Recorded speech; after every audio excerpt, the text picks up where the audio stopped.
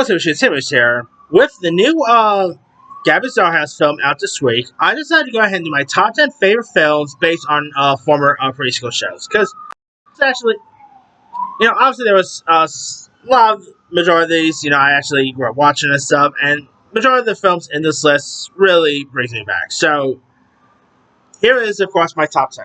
Alright, number 10 is more of a recent one, but it's actually not so bad. And that is the Mayan movie. I could go with the first one instead, but I'm actually going with the sequel. Of course, the Paw Patrol Pups, of course, getting superpowers and stuff. This one is actually more fun than the first. Definitely love the superhero elements. Definitely has that Incredibles vibe at times. It's a really decent one. It is charming. Of course, the Paw Patrol franchise. Say what you want about them. They make some really good though. Like, of course, there is a dirt one coming out next year with the dinosaur one, so they're gonna continue making these for years to come. All right, number 9 is Franklin the Green Knight. Who remembers Franklin back in the days? The talking turtle and all. This, of course, is where in the dead of winter, the famed turtle embarks on quest to bring springtime to his hometown. And I used to watch Franklin tons of times on Nick Jr. It was always a fan favorite of mine. Every time I will come home and stuff from school and all. And the movie was pretty decent, cute, charming. It's been a while since I've seen it, to be honest, but I used to always get kicked out this one out, as a kid here. All right. Number 8 is the Little Bear movie. Now, who remembers Little Bear? Come on, Little Bear was great.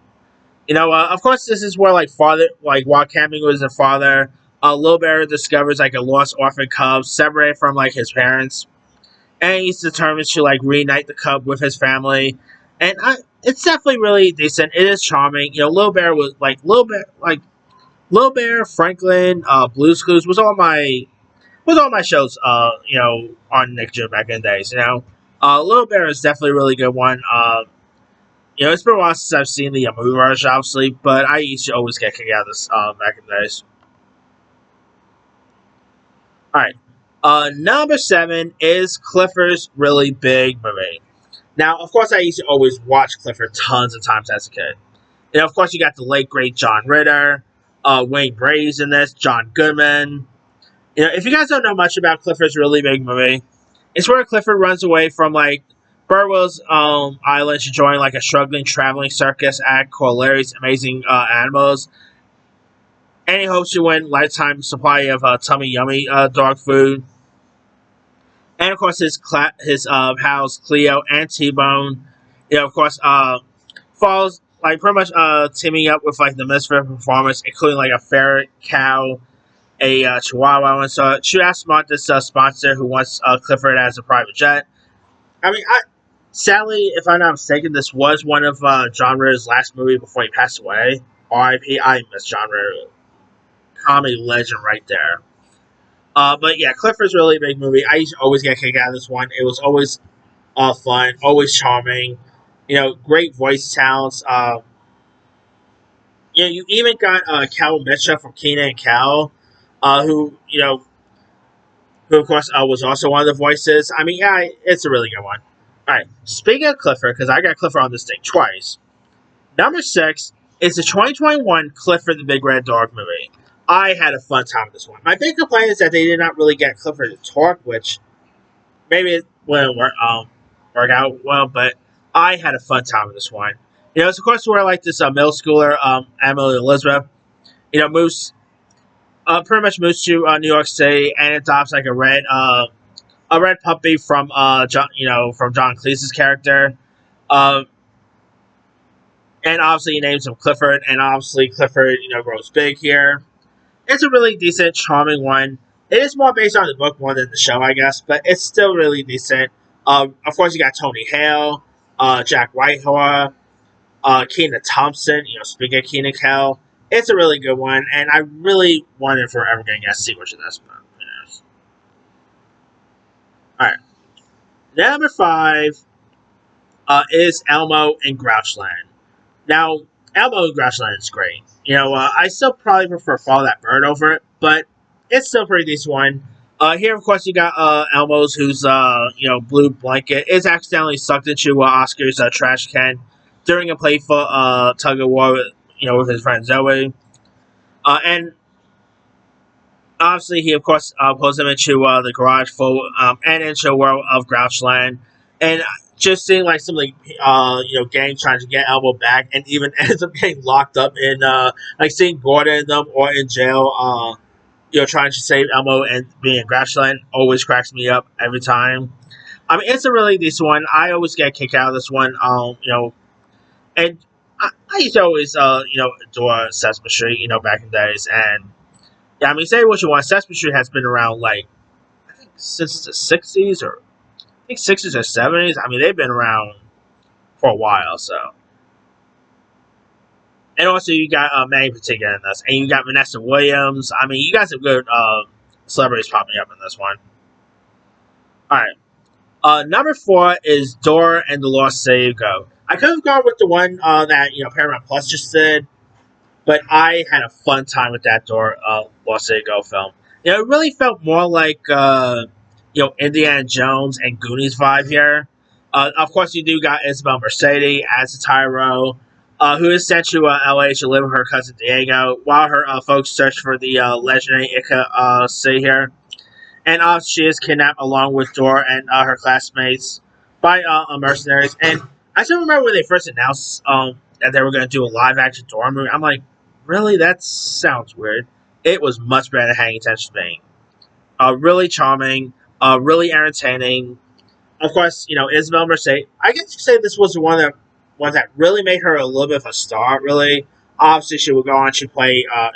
She'll go on to appear in Man of Web, and she's already having a great career right now. With Hawkgirl and Superman, appearing in The Last of Us. I mean, talk about a great career she's been having since.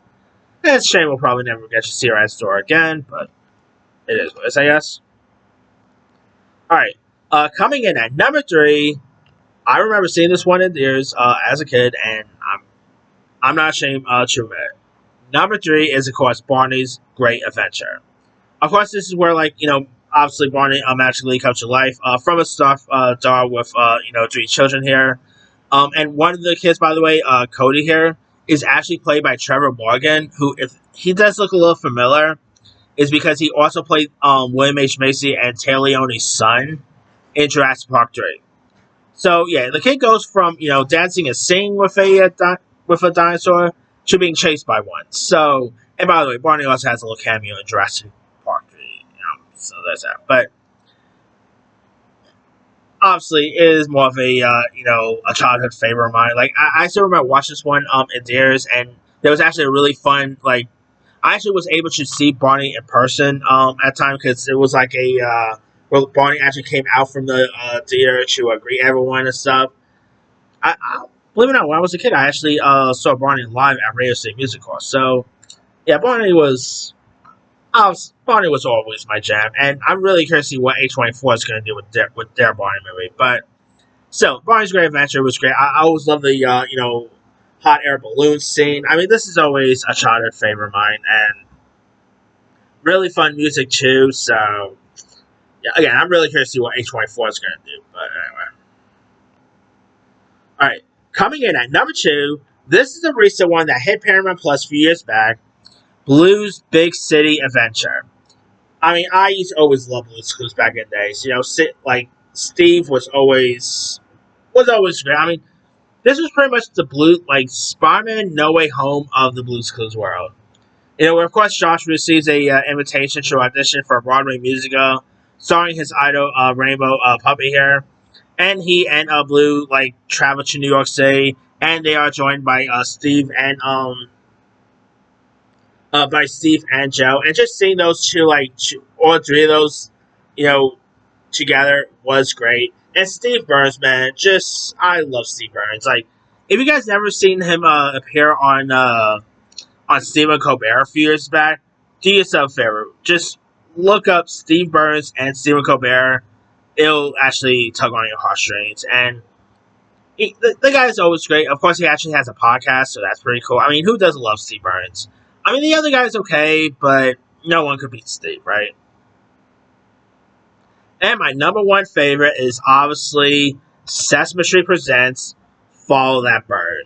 I used to rent this thing from the library tons of times. Of course, this is where like Big Bird, who feels out of place among his non-bird friends on Sesame Street, is relocated by a well-managed social worker.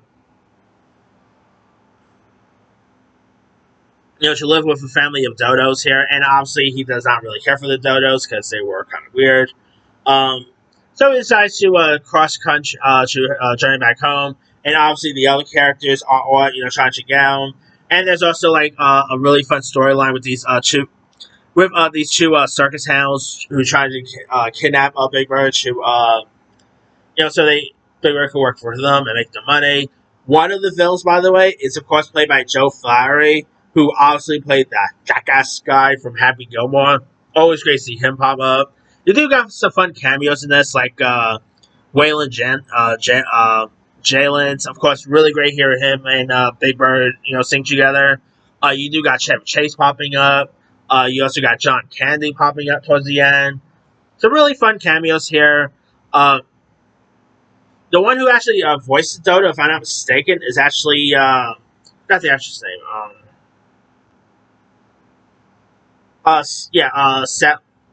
Miss Flinch is of course voiced by Sally Kellerman. That's pretty cool. Some really good. Like, it's really charming. Love the music. It was always a childhood favorite of mine. I used to watch this thing tons of times back in the days. But that's pretty much it there. Here is, of course, my quick rundown. Number 10, Paw Patrol the Mario movie.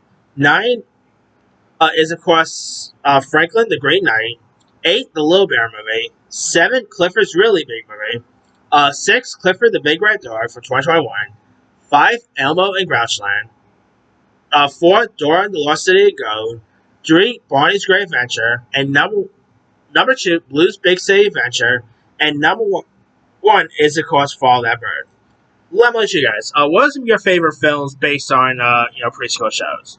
What are some of your favorite preschool shows back in the days too? Like, were you always a PBS Kids kid or a Nick Jr. kid, whatever? Drop comments below. Don't forget to like, subscribe, hit that bell for notification. This is Timmy Simon.